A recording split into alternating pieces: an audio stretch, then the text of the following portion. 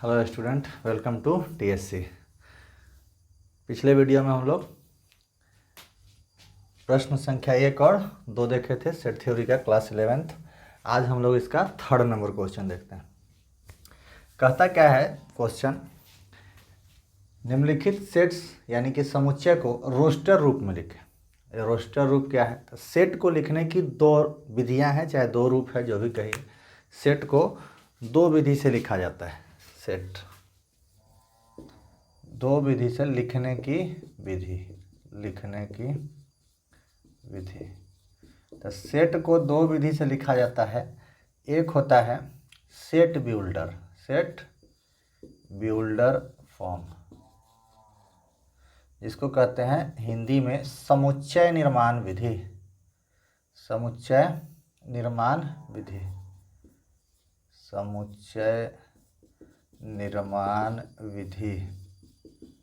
और दूसरा जो इसका होता है सेकेंड वाला, उसको कहते हैं रोस्टर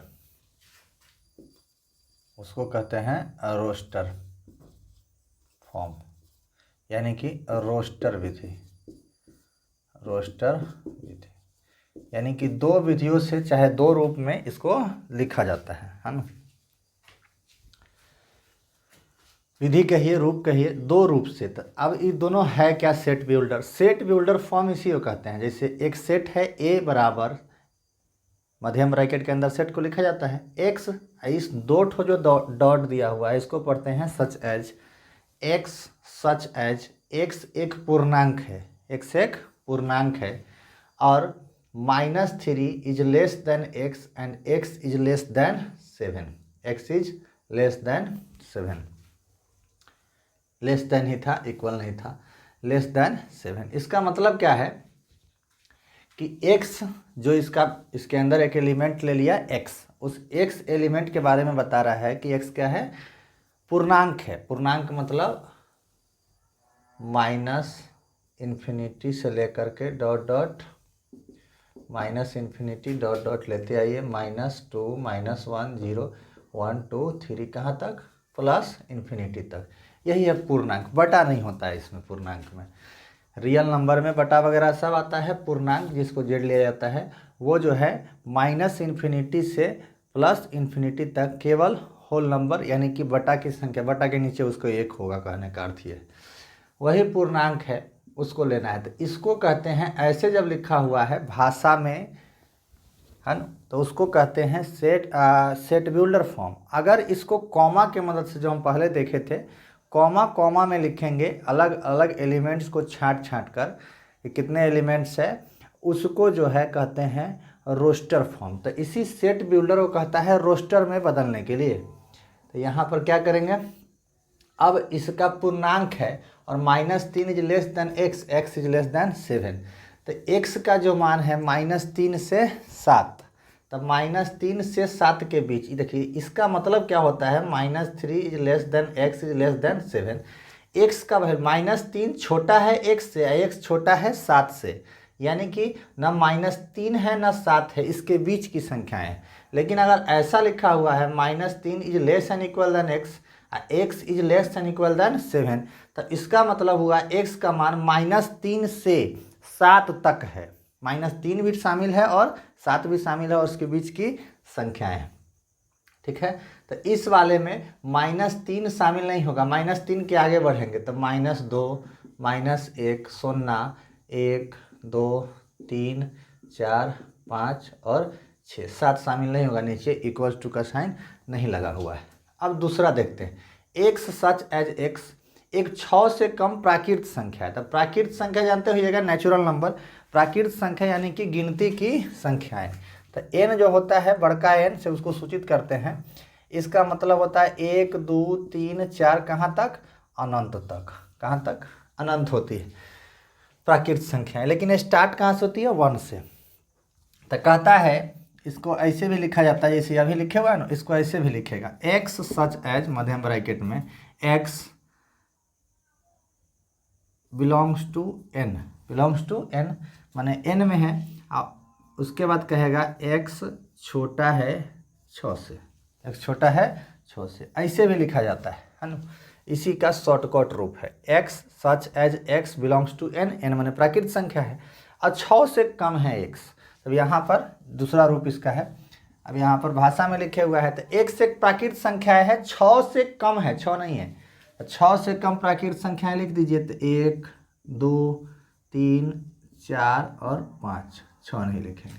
ये हो गया आपका 6 से कम प्राकृत संख्या है। अब अगला क्वेश्चन देखते हैं। कहता है x सच एज x 2 अंकों की ऐसी प्राकृत संख्या है जिसके अंकों का योग 8 है। प्राकृत संख्या है मतलब माइनस में नहीं होगा, 1 से तो प्राकृत संख्या शुरू ही होता है, यानी कि पॉजिटिव 2 डिजिट नंबर। तो 2 अंकों की संख्या कहाँ से शुरू होती है? 10 से, और कहाँ तक?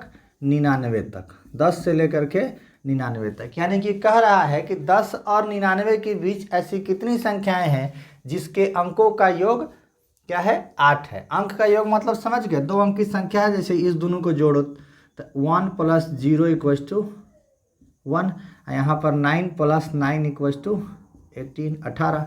तो ऐसे जोड़ करके कितना आना चाहिए हमको? 8 आना चाहिए। तो देखिए 10 वाले लाइन में जाइएगा, 10 से 20 के बीच में, तो आपको मिलेगा 17, 1 7, 7 1 8। उसी तरह सब लाइन में आपको 1 मिलते जाएगा, तो 2 6 8। उसके बाद 3 वाले में जाइएगा तो 3 5 8। उसके बाद 4 वाले में जाइएगा तो 4 4 8।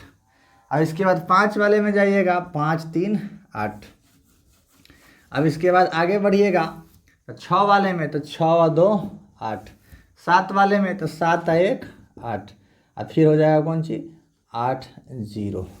9 वाले में तो मिलेगा ही नहीं, उसका तो बस 90 से शुरू कीजिएगा, तो दोनों को जोड़िएगा तो 9 + 0 = 9। 8 से ज़्यादा आ जाएगा, यहाँ पर 8 ही आना था। तो यही आपका एलिमेंट्स हो गया, 2 अंकों वाली संख्या जिनके अंकों का योग क्या हो? 8 हो। कॉमा कॉमा में लिख दिए, यानी कि रोस्टर फॉर्म में लिख दिए। अब कहता है x सच एज x एक आभास संख्या है। एक तो आभास संख्या, आभास संख्या जानते हैं, वैसी संख्याएं जो केवल एक एवं खुद से कटता है, एक एवं खुद से, वही संख्या आभास संख्या, दूसरे किसी संख्या से नहीं कटता। एक से दुनिया की सारी संख्याएं कटती है, और स्वयं से भी दुनिया के स्वयं से कोई भी अंक होगा वो कटवे करेगा, तो बस उसी दूर से कटता है आभास संख्या। तो आभास संख्या होना चाहिए और 60 का भाजक होना चाहिए, आभाज भी हो और 60 को काट भी दे। तो आभास संख्या 2 3 5 7, या आप जूनियर क्लास में पढ़े होइएगा। 7 9 नहीं होता है, 11 13, उसके बाद 17, उसके बाद 19, उसके बाद 23, उसके बाद 29, उसके बाद 31, उसके बाद 37, उसके बाद 41, उसके बाद 43, उसके बाद 47, उसके बाद 53, और उसके बाद 59। यहाँ तक लिख दिए। 61 भी लिख देते हैं, 60 आगे। अब तो 61 से तो भाग लगेगा नहीं, पता है आपको, तो 61 ही तो बाहर चला गया, तो यानी 59 तक उससे छोटी संख्याएं लिख दिए जितनी आभाज हैं। अब किस किस से इसमें भाग लग जाएगा? तो 2 से लग जाएगा, 3 से भी लग जाएगा। आभाज संख्या यहाँ पर लिखा हुआ है, इसमें देख रहे हैं 60 को काटता है कि नहीं। 5 से लग जाएगा, 7 से नहीं लगेगा, 11 से नहीं लगेगा, 13 से नहीं लगेगा, 17 से नहीं लगेगा, 19 से नहीं लगेगा। उसके बाद आपको किसी से इसमें भाग लगने वाला है नहीं, यानी कि आपके पास ऐसे 3 एलिमेंट है आभाज संख्याओं का जो 60 का भाजक भी है। कॉमा कॉमा में लिख दिए, रोस्टर फॉर्म में लिखा गया। अब देखते हैं नेक्स्ट, ट्रिगोनोमेट्रिक शब्द के, ट्रिगोनोमेट्री त्रिकोणमिति शब्द के ऐसे सभी अक्षरों का समुच्चय, त्रिकोणमिति शब्द को। त्रिकोणमिति में देखिए TRIGONOMETRY। अब ऐसे क्वेश्चन को अगर रोस्टर में लिखना हो तो बस एक चीज़ का ख्याल रखिएगा कि जब भी रोस्टर फॉर्म में लिखा जाता है तब हम किसी भी एक एलिमेंट को 2 बार नहीं लिख सकते हैं। एक एलिमेंट यानी कि एक जैसा 2 एलिमेंट मध्यम ब्रैकेट के अंदर नहीं लिखा जाता है। तो बस यहीं पर यह ख्याल रखना है कि ट्रिगोनोमेट्री का टी लिख दिए, अब फिर टी नहीं लिखाएगा, आएगा तब भी इसी टी से उसका काम चल जाएगा।